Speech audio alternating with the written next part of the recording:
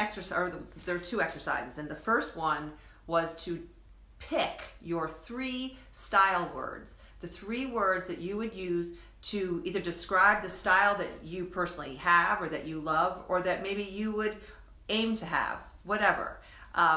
Pick 3 words. And the feedback, I want you to go, if you get a chance, go and look at the post from today where people typed in some amazing feedback about their words. And there's some really good words, a lot more interesting and better than my words. But I want to share my words. And feel free to type in yours as well. We can talk about it. But I want to share my 3 words and give you a little bit of a insight on that. Then I want to talk, secondly, about 2 very common used words when it comes to style and kind of hash it out a little bit because I think there are some distinctions to be made and whatnot. And the 2 words I'm going to talk about are trendy and classic. Okay? Hi, Barbara. The 3rd word I'm going to talk about that I got some really funny actual texts from customers last night is the word comfortable because I mentioned in my, what did I say? I mentioned in the assignment that comfortable is a feeling. It is not a style. It's you want to feel comfortable, but looking comfortable is not a style goal, right? How many times do you look at someone and say, wow, she looks comfortable? And what are you saying about that look? Anyway, but that's the 3rd thing I want to talk about. First, I want to talk about my 3 style words. They are, if I can recall, current. It was either current or modern. I think it's current, polished, and fun. Okay, those are, pretty common, I guess, goals that someone might have. But the point I want to make about them is and it just occurred to me yesterday, of those, when you think about those 3 words, any of those 3 words by themselves is kind of a limiting style, right? If I said my style is current, I mean, there are a lot of, especially bloggers and fashionistas who say, my style goal is to be current. But if that's your one style goal, you might start to veer off into trendy land, which we're going to talk about next. There's a difference between current and trendy, but if you're all current, if everything is current and new and, really trendy and on trend, that could be a train wreck, right? Okay, so current by itself might not be so good for everyday style for people like us girls here talking, okay? Polished is a great word. Who doesn't want to look polished? But on the flip side, if your entire look is very polished, like, wow, you look very polished, to me that sounds very, very, almost too polished. Like, is it possibly too polished? For my lifestyle, it really is possible to be too polished. Stuck in. Anyway, polish in and of itself might not be a style goal. It might be a little too stuffy, right? Unless you're in, in banking or in law and you're going up in front of a judge that day and you want to look as polished as possible. But still, you're going to want to throw some other things in there too, right? So polish by itself is not perfect, is not maybe what I'm going for personally. And then number 3, my 3rd word was fun. You know me, I'm all about the fun. And what's wrong with being fun? But if your whole look is nothing but fun, that might not be so great, So balance is what it's all about. Having your words and really thinking about what your 3 words are and how do they balance each other out.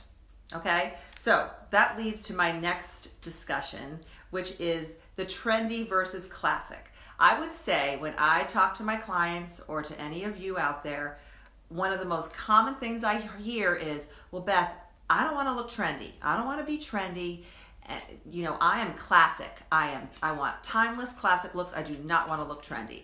And I support that, and I really understand what you're saying when you say that, but I want to kind of dig a little deeper because trendy is kind of a word that can be misused, especially in our demographic. If you're listening to me, chances are you're in your 40s, 50s, 60s, 70s.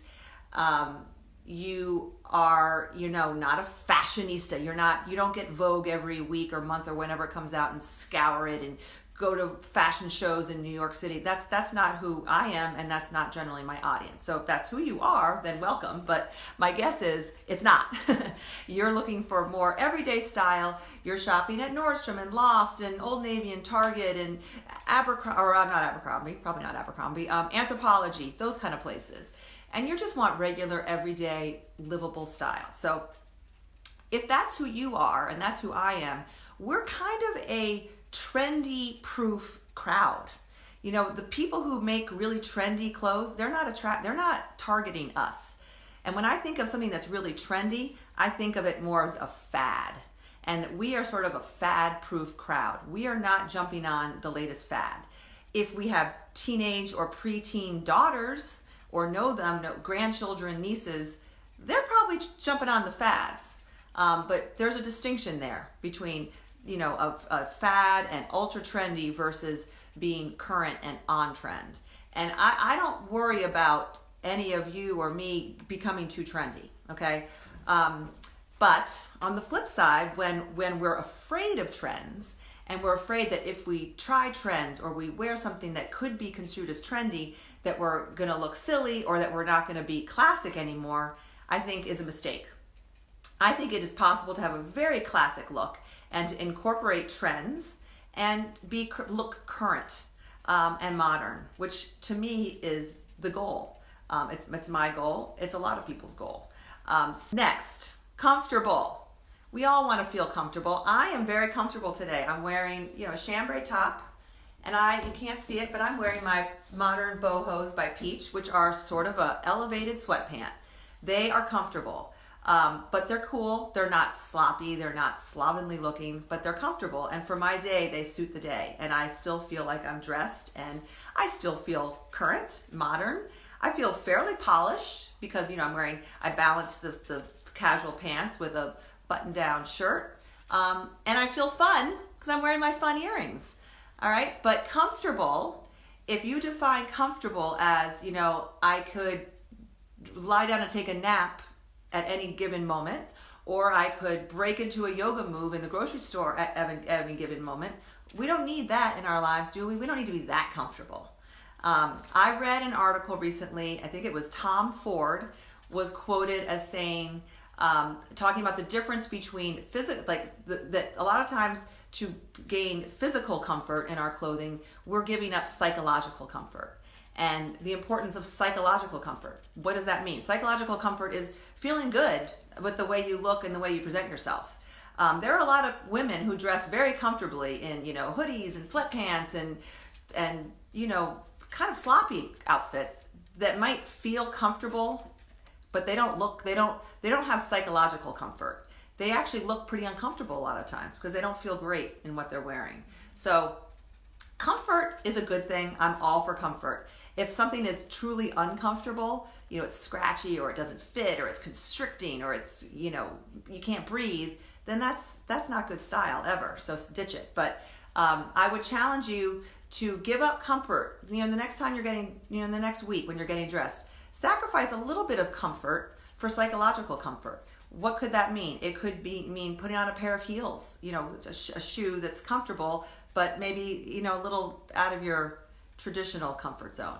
Maybe it means putting on a pair of pants with an actual number in the back instead of a letter, and wearing a pair of, quote, real pants.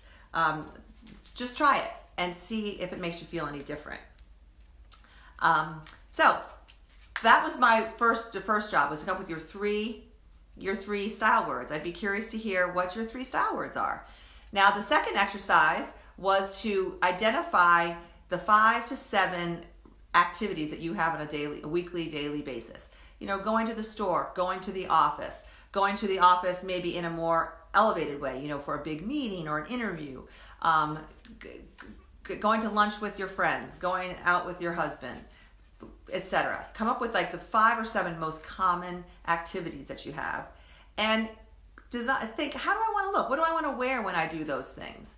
And I think Pinterest is a great way to kind of identify and create looks, mood boards or whatever for your style. And one tip that I have is to choose one of your favorite retailers. Let's say your style is sort of a classic preppy style, and you love Talbots, go to the Talbots website, and they'll have almost all retailers will have, looks put together. I'm not saying to go shopping. You don't need to go shopping to do this. Just go to so you're getting that style that you like, and go to their looks where they show, models, put in full outfits. Usually they're kind of lifestyle pictures. They're going out to lunch, they're outside posing, whatever. And find those outfits, those looks that you enjoy, that you like the look of, and save them to a Pinterest board. That doesn't mean you're going to have to go buy every little piece from Talbots that sells that. But, let's just say it was, a pair of camel pants and a black sweater and cool black loafers, for example, and some gold jewelry. Let's say that was the look and you saw it on the model and you thought, I like that. Save it and then think about it. Think about recreating that look using what you already own. Going to retailers whose aesthetic you appreciate and checking them out and seeing what kind of outfits they have is a great way to help develop your own personal style. So that's your second job for today. Your second exercise is maybe start a Pinterest board, figure out what looks you enjoy for the different types of days you have. Maybe what's your look for when you are like I am today, just hanging out at home? What would you like? What kind of looks do you like? Do you like the athleisure look? Do you hate the athleisure look? We don't all have to agree, but figure out what works for you. And then when you are out shopping or you are building outfits, when you're putting together, ideas for outfits, think of your 3 style words and think, does this outfit resonate with my 3 style words? And your style words can change. You can, go on the Facebook group and read other people's and say, oh, I like that one. And ask me questions, write notes. I'm here to help. And thank you for joining. If anyone has any questions, again, drop them below. I will see you again tomorrow, same time.